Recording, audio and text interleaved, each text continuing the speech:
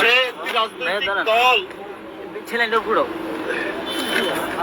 গঠন করেছে এবং তার বৈধতার জন্য নির্বাচন কমিশনে সে আবেদন করেছিল। সে তো কোনো গোপন রাজনৈতিক দল করতে চায় না, সে আইনসম্মত রাজনৈতিক দল করতে চেয়েছে।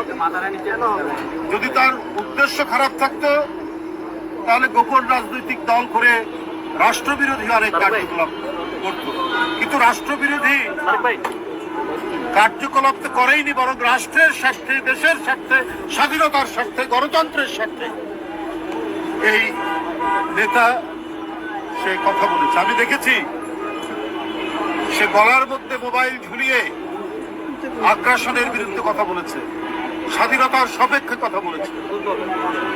এই দেশকে যারা আমাদের অর্থনৈতিকভাবে, রাজনৈতিকভাবে, সাংস্কৃতিকভাবে আধিপত্য বিস্তার করতে চায়, সে আধিপত্যবাদের বিরুদ্ধে কথা বলেছে।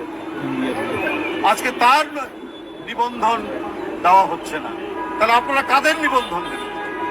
আমি জানি না, কাউকে আমি ছোট করতে চাই না, কিন্তু তার যে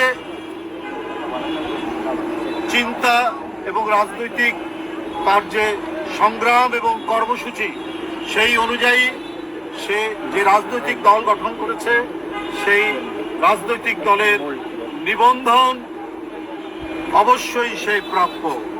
এবং এই ন্যায়সঙ্গত কারণে যে অবস্থান ধর্মঘট থেকে অনশন করছে, তার এই 50 ঘন্টা যে অনশন করছে, এই অনশন কর্মসূচির প্রতি আমি বাংলাদেশ জাতীয়তাবাদী দল বিএনপির পক্ষ থেকে পূর্ণ সংহতি জ্ঞাপন করছি। ধন্যবাদ।